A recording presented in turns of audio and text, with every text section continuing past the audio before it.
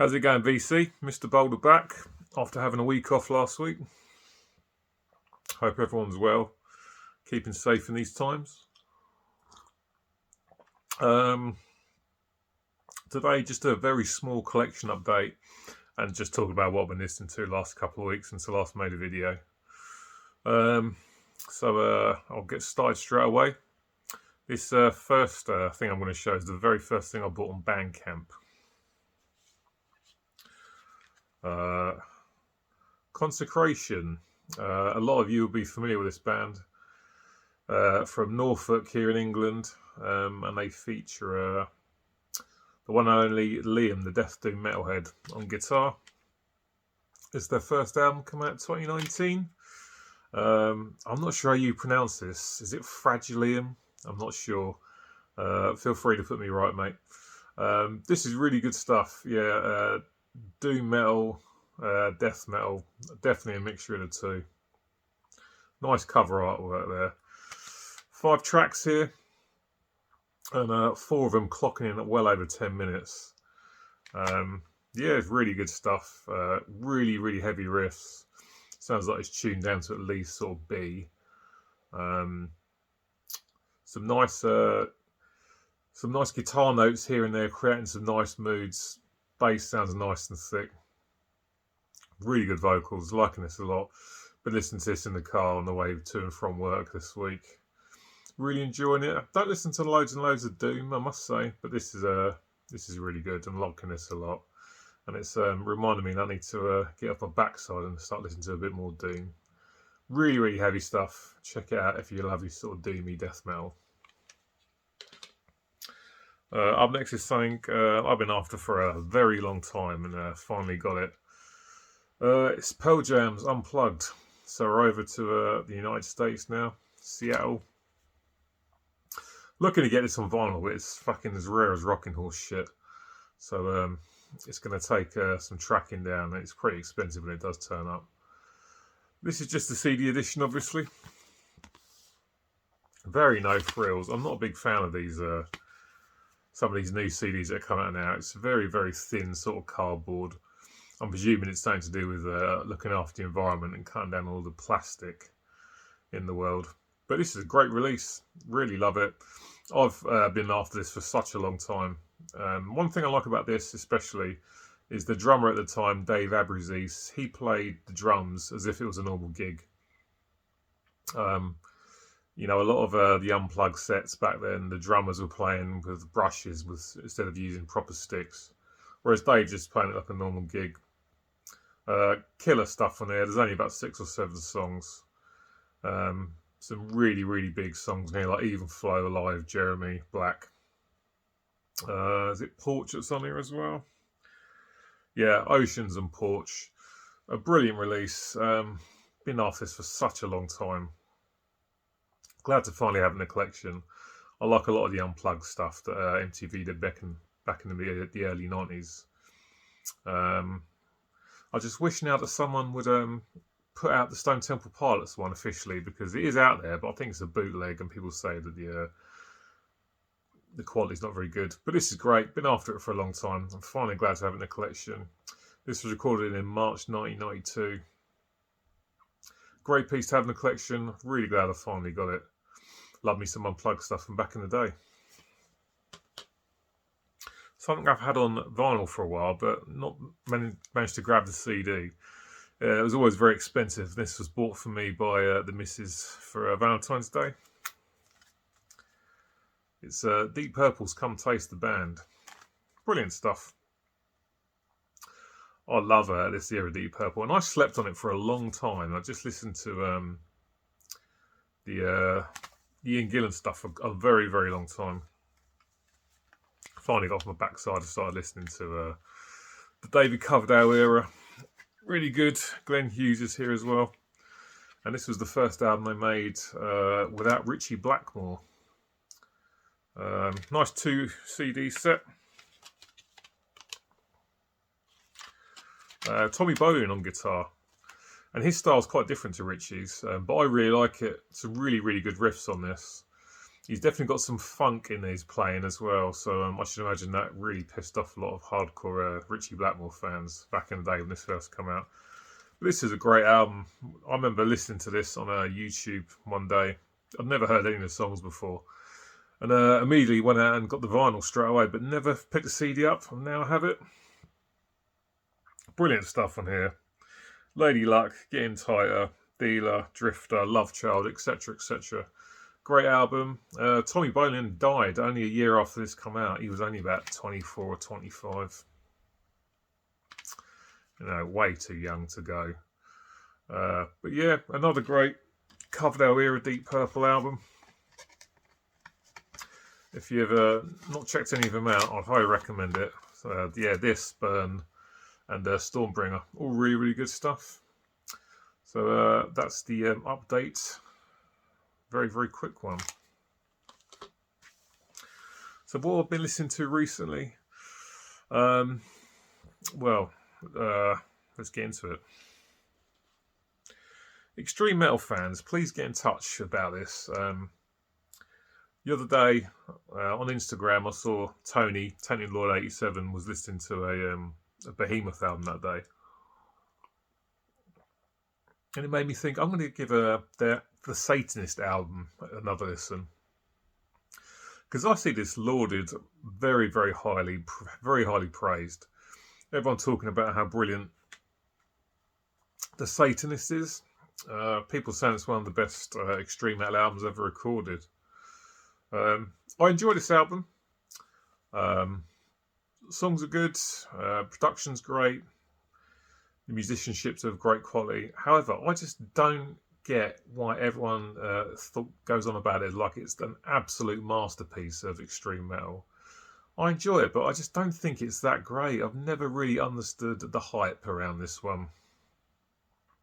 I think some of their older stuff is better than this, personally. But I gave it another listen. Yeah, I do like it, but just don't sort of get the hype around why some people think it's an absolute masterpiece. I just think it's okay.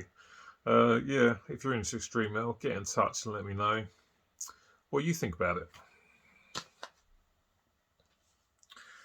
Over to my favourite band from Seattle in the early 90s. This is Alice in Chains and their The Devil Put Dinosaurs Here album.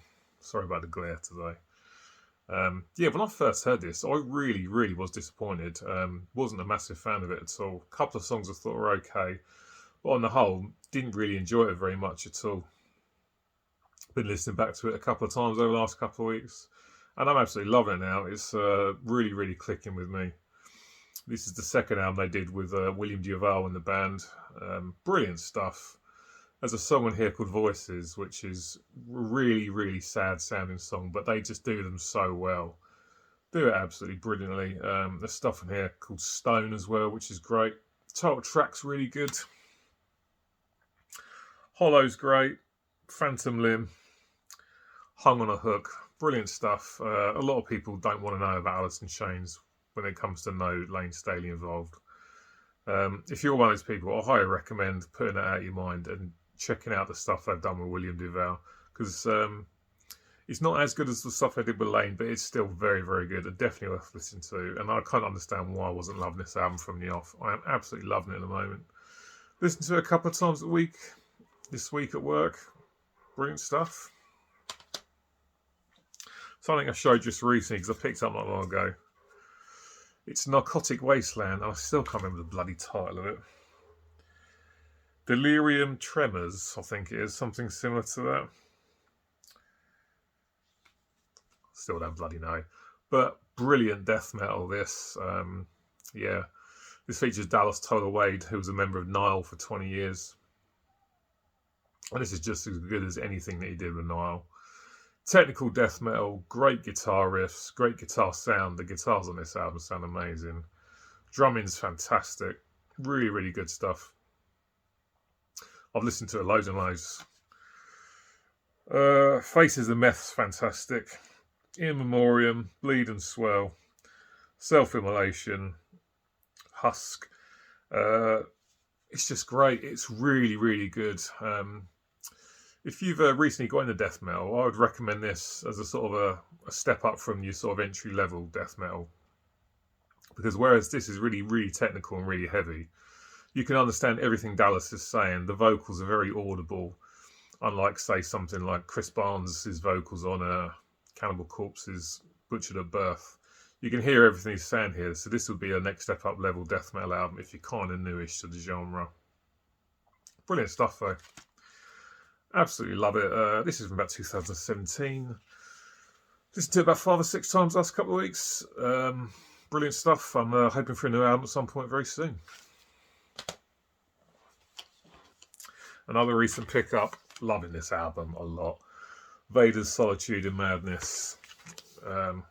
I love the fact that this is old school with regards to the fact that about 35 minutes, it's job done. As much as I love Iron Maiden and Metallica, for me, a lot of the albums they put out these days are just way too long. And sometimes I just like these albums that are over and done with in the space of 30, 40 minutes. Fantastic cover art as well. But a great album. I'm absolutely loving it. Shock and Aw's great. Despair and Satan Wept, Emptiness, Final Declaration, etc., etc. Not a bad song on it. Not an absolute killer knockout album, but a very, very good album that I'm really, really enjoying. Great stuff from the death metal legends from Poland, and that's Vader. Another new one. This is my first Incantation album. Been listening to this quite a bit recently. Again, not a really, really good album, but a quite good album, I should say. Death metal, and there's some sort of doom in here as well. There's some pretty slow stuff. It's starting to click for me a bit more now. When I first heard it, it was like, I thought, yeah, it was okay, but I'm loving it more now. Like I say, still not a knockout album, but still a very good album. Some nice catchy riffs that are starting to sink in now. I'm listening to it more. This is a Vaal of Sector Vaal Divinities. They've got a lot of albums out there, so there's a lot for me to catch up on, and I'm looking forward to diving deep into the back catalogue of the Death Metal Legends, I think from New York and the United States, Incantation. Now for something completely different. Poison's Open Up and Say I'm going to say this right from the off. I always thought this was a bit weak, to be honest. Their debut is absolutely fantastic. And when I listened to this, when I picked this up on CD a bunch of years ago, I was like, yeah, it's okay. But it's not as good as the debut. However, I listened to it again at work this week. And yeah, it's better than I remember it being, actually. Yeah, Love on the Rocks is really, really good. Nothing but a good time. Back to the Rocking Horse. Tearing Down the Walls is alright. Look But Can't Touch, pretty cool. Fallen Angel, one of their best songs. I'm not going to mention or talk about Every Razor Has Its Song because everyone knows that bloody song. Your Mama Don't Dance and Born to Be Bad, is it? Bad to Be Good. Yeah, this was better than I remember it being. I remember listening to this years ago and thinking, man, that's not that great. Listening back to it, yeah, I enjoyed it a lot more this time around, so I'm going to give it some more spins. Listen to it more. Not the best sounding album, though. The production's pretty thin on this. Maybe it needs a remaster, maybe a bit of a remix. But yeah, an album that I originally didn't think too much of. But enjoyed it a hell of a lot more this second time around. I listened to it recently. So going to give it a bit more of a chance, a few more spins, I think. And because I listened to that, when I got home that night, I listened to the debut because I've not heard this for such a long time. Look What the Cat Dragged In from 1986. Completely over the top 1980s look and image. But this is a killer album. There's not a bad song on it. I really, really enjoy it.